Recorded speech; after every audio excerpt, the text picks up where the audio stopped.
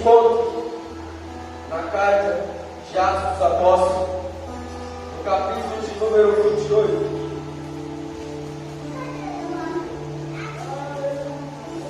Meu Pai, Deus, Ele trabalha no detalhe.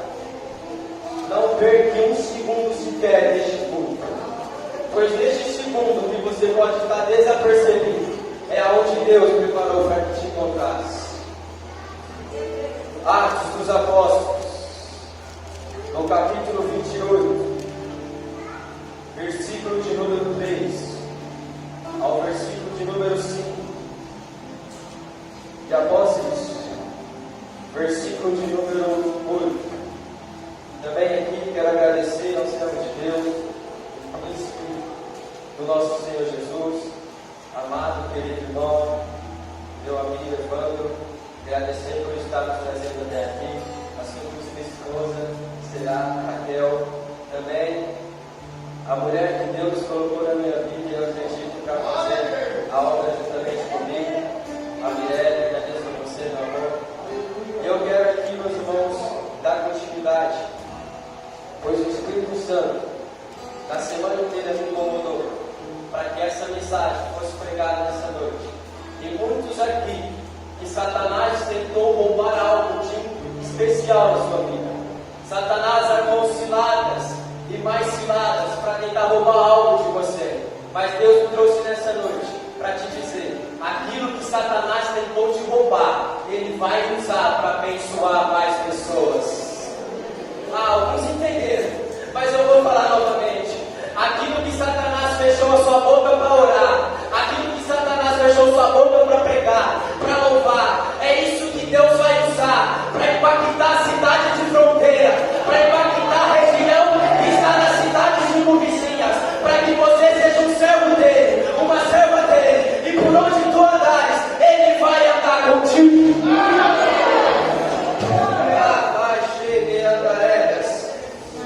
Leamos o texto bíblico.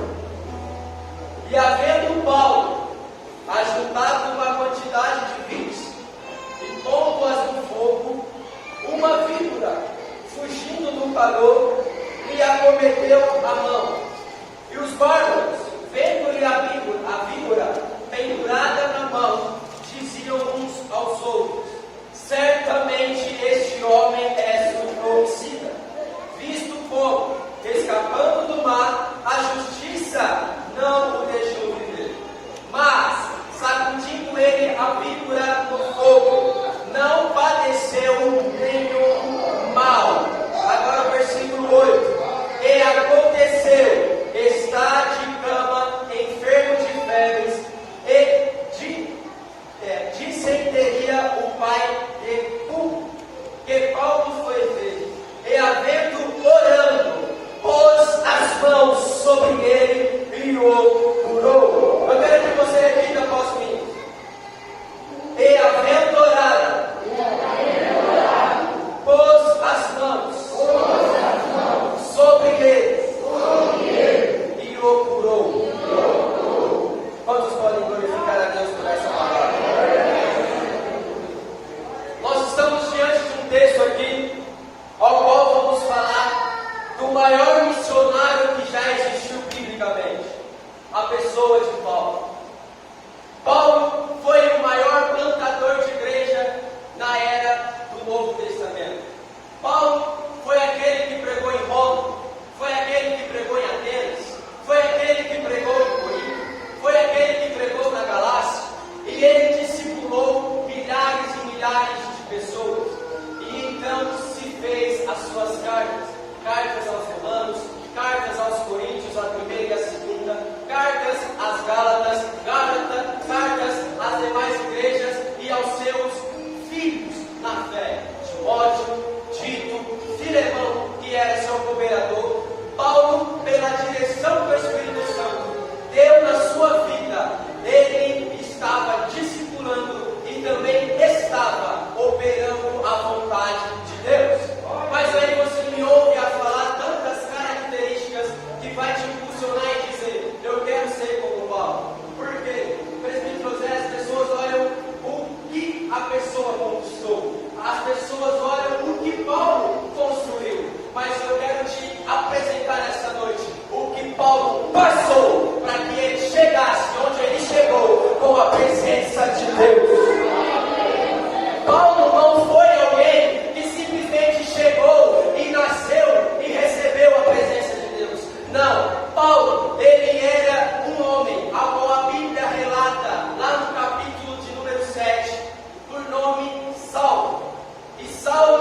era um jovem que estava na cidade de Jerusalém, e Paulo, na cidade de Jerusalém, com seu nome Saulo conhecidamente, viu um homem ser apedrejado e ser morto injustamente. O nome deste homem era Estevão. Estevão, ele era um diácono na casa do Senhor, a qual foi separado pela sua sabedoria e pela sua comunhão com o Espírito Santo. E Estevão, quando ele é separado para estar servindo, e a tamanha sabedoria que ele tinha, as pessoas invejou a Estevão. E o que eles faziam? Vamos derrubar Estevão. E o que eles conseguiram? Acabar com a história de Estevão. Quando eles levaram Estevão a ser apedrejado, a Bíblia diz e relata que as vestes de Estevão caíram no meio do caminho aos pés de Saulo. Então, quando Estevão estava sendo apedrejado, e quando ele estava olhando para o céu, e os céus estavam abertos, Deus estava no seu sublime trono, Jesus à sua destra, ele disse: eu tenho a certeza para onde vou. Mas sabe o que ele fez? Ele deixou uma bagagem. A bagagem que ele deixou foi suas vestes. Caiu nos pés de Saulo. Saulo era um desconhecido. Saulo era um homem que ninguém conhecia. Mas quando as vestes de Estevão desceu sobre a vida de Saulo, ele começou a escrever a sua história.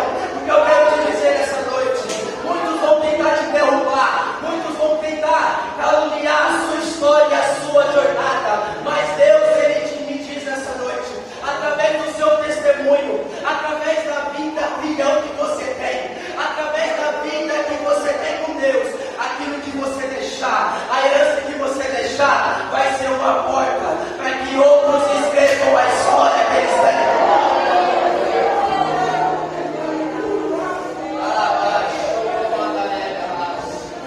E Saulo, ele se entristeceu tanto com aquela perda de Estevão, que deu algo na sua memória, que ele começou a querer fazer justiça por Estevão, porque ele viu a injustiça acontecendo ali, e ele falou: eu vou então defender a Saulo, eu vou então defender Estevão, porque Estevão era um homem direito. Então Saulo, ele não era um enviado de demônio para poder assolar o povo da casa de Deus. Saulo, ele estava tentando provar justiça, porém ele não sabia a gravidade que estaria acontecendo, pois ele era um jovem. Jovem muitas vezes é imaturo e não acontece na sua cabeça as consequências que vêm no futuro. Jovem muitas vezes toma por escolhas algo que vai trazer um prejuízo gigante na sua história lá na frente. Saulo, ele fazia as coisas querendo fazer o bem, mas ele estava causando mal para aquelas pessoas que ele perseguia. Então, jovem que está me ouvindo nessa noite, que você entenda que tudo que você fizer esteja debaixo da direção do Espírito Santo, pois tudo que você fizer, se estiver com Deus, pode ter a certeza que as consequências serão as mais lindas que você pode receber, porque aquilo que Deus tem preparado para você, olhos humanos não conseguem enxergar, a consciência não consegue entender, mas é isso que Deus, ele tem prometido para a sua vida. Saulo, ele começa então a defender Estevão após a sua morte. E ele começa a estar sempre atrás do povo de Jerusalém. Mas aí, eu quero que você preste atenção nessa parte. Quando Saulo, ele chega até o sacerdote daquela época e fala assim: eu quero ir para Damasco, porque lá eu vou perseguir mais algum povo. E ele consegue essa carga para ir até Damasco. Mas Saulo, ele não tinha nenhuma esperança do que aconteceria naquele caminho. Então Saulo, quando ele vai fazer na sua mente a justiça em Damasco, no meio do caminho, aonde estava indo Saulo, aqueles que o seguiam, aqueles que o ajudavam, de repente, preste atenção, de repente, houve um feixe de luz muito alto sobre a vida de Saulo. E quando Saulo, ele olha para aquele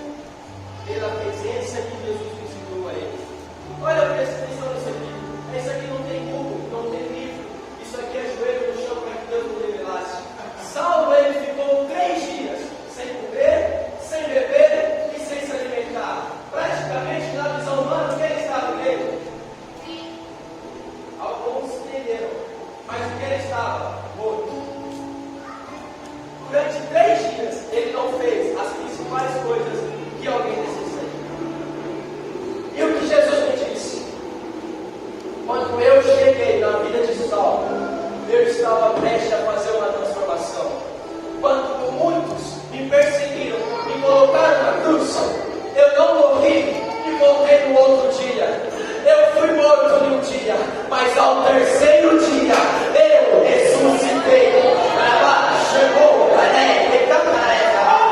e a mesma coisa eu estava fazendo com Saulo. Quando eu visitei, ele passou 3 dias como se morto, para que quando ele se levantasse, ele fosse restituído.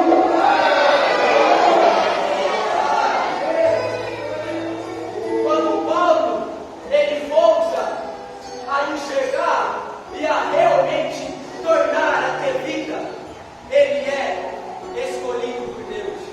Porque lá no capítulo de número 7, no versículo, no capítulo de número 9, no versículo de número 9 também, a Bíblia vai dizer: Ananias, o profeta ao qual foi visitar Saulo para poder curar. O que aconteceu? Quando Saulo ele é curado, Ananias recebe a mensagem de Jesus: este é para mim um vaso escolhido. Saulo, ele perseguia a igreja sim, ele fazia as consequências sim, mas ele desde o início, ele é o escolhido de Deus. Tem alguém aqui nessa noite necessitando dessa palavra? Você pode ter tomado escolhas erradas na sua vida sim, você pode ter feito escolhas erradas sim, pensando que estava fazendo certo e acabou quebrando a cara, mas Jesus hoje ele te disse que ele vai te transformar, ele vai fazer o mesmo processo com Saulo, para que você entenda que desde o ventre da tua mãe, tu és um filho e tu és uma filha escolhida. Saulo ele já foi escolhido, Saulo ele já foi separado. Então quando ele retorna à vida para ser usado por Deus, para ser transformado por Deus, aí então ele começa a pregar o Evangelho, ele começa a fazer a vontade de Deus.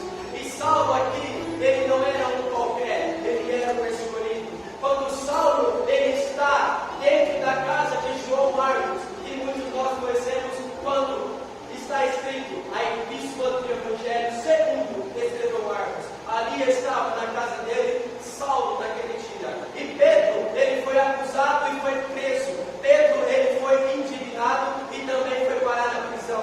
Mas enquanto Pedro estava na prisão, estava com suas cadeias na mão, sem poder fazer nada, ele estava dormindo. Mas a Bíblia diz que havia um povo intercedeu e orando por Pedro. E quando Pedro estava dormindo na prisão, um anjo do Senhor desceu até sua vida e como uma visão, ele foi retirado daquela prisão e ele começou a ser libertado. Por quê? Havia um povo que estava orando por Pedro e Saulo, ele estava lá no meio. Foi aí que ele começou a entender que o poder da oração faz muito, não é pouco, não é pouco.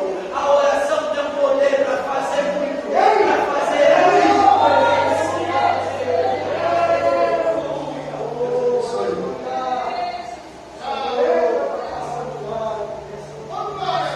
Paulo, ele foi um homem perseguido, ele foi um homem que começou a passar por aquilo que ele fazia.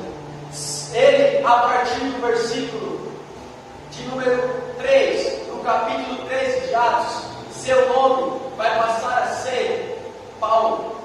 Ou seja, quando ele estava em jejum e oração, os discípulos todos reunidos, um dizia: vamos levar então a Paulo e a Barnabé para fazer missões. Mas o que a Bíblia diz? Saulo e Barnabé estavam em jejum e oração. O Espírito Santo, ele não entra na nossa vida para que nós façamos oração e jejum. Não. O Espírito Santo entra em nós porque nós estamos em jejum e oração. Quando Paulo ele estava em jejum e oração, o Espírito desceu sobre ele e ele foi ordenado a fazer as missões. E nós vemos o êxito que ele teve, porque ele entendeu que lá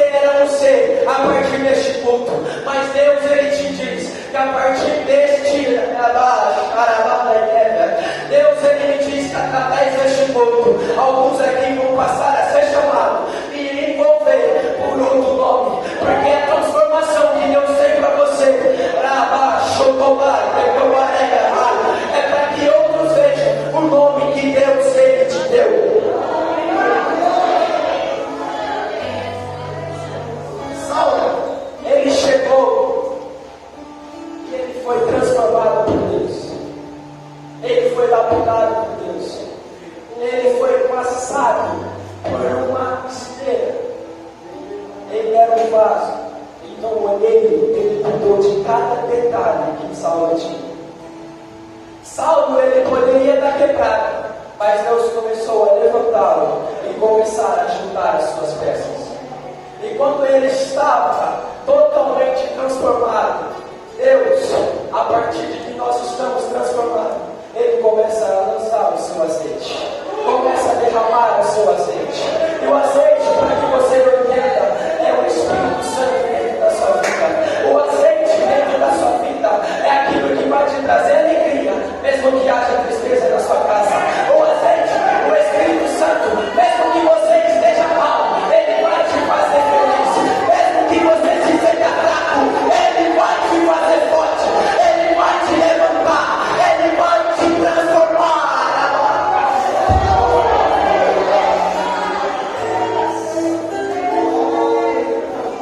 Paulo, ele tinha uma unção que estava em suas mãos. Assim como diz o texto, lá no capítulo, se não me falha a memória, capítulo de número 17, no versículo de número 11, a Bíblia vai dizer que Paulo operava maravilhas através da imposição das suas mãos. Paulo, ele perseguia o povo com espada, perseguia o povo com lança, ele tentava de tudo para perseguir. E em todos esses projetos, ele usava as suas mãos. Em todos esses projetos, ele sempre arquitetava, porque ele era um guerreiro, ele era de origem romana, e os romanos, desde a infância, são treinados para a batalha. Então ele não era desentendido, ele era um homem sábio quando se tratava de guerra. E Paulo sempre usava as suas mãos. Quando ele passou a receber mais do Espírito Santo, as mesmas mãos que eram usadas para perseguir, as mesmas mãos que eram usadas para fazer o erro, o Espírito Santo me diz que as mesmas mãos aqui que usava para pesquisar coisas erradas na internet, que as mesmas mãos aqui que usava para escrever histórias ruins sobre você, é as mesmas mãos que Deus hoje ele toma por controle e começa a escrever uma nova história. É as mesmas mãos que ele começa a usar para que você abra a Bíblia e medite no texto dele. As mesmas mãos, é as mãos que você vai usar para segurar o microfone e anunciar o Evangelho. As mesmas mãos, é as mãos que você vai pôr a mão. Aquele que está enfermo na sua casa vai começar a levantar, a sacudir a poeira e começar a ser cheio, começar a ser renovado, começar a receber mais de Deus. Porque essas mãos que você tem é aonde que Deus vai usar para operar as maravilhas que Ele tem.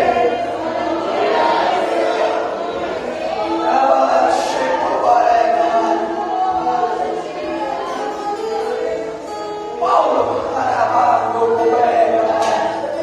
quando ele chega em Malta, eu estou estudando a mensagem porque eu não consigo entrar em detalhe, mas quando ele chega em Malta, aqui no capítulo 28, ele estava com os romanos. Os romanos, um dia, foi o povo dele. Os romanos, foi um dia, seus melhores amigos, foi seus irmãos. Mas quando ele chegou em Malta, ele foi ajudar os seus amigos, preste atenção, quando ele foi ajudar aquele que ele mais confiava anteriormente, ele pegou aquelas vides para quem entenda são gravetos também, e começou a acender uma churrasqueira, porque naquele tempo não tinha uma casa para eles ficar, não tinha um ambiente seguro. Eles ficaram naquela ilha de Malta, pois estavam em viagem até a Itália. Quando eles pararam ali e Saulo começou a juntar essas vides, essas madeiras, de repente veio uma víbora e picou as suas mãos. Quando Paulo colocou aquele fogo, os bichos peçonhentos, eles acham que estão sendo ofendidos ou que eles vão perder a vida. Então, essa víbora saiu no meio do graveto e picou a mão de Paulo. Segundo os estudos, a víbora ela leva de 1 a 3 minutos para que a pessoa morra com o seu veneno. Então, aqueles que se diziam amigos de Paulo, irmãos de Paulo, estavam esperando a sua morte. Nenhum ali disse assim: vamos orar para que ele vá e seja curado.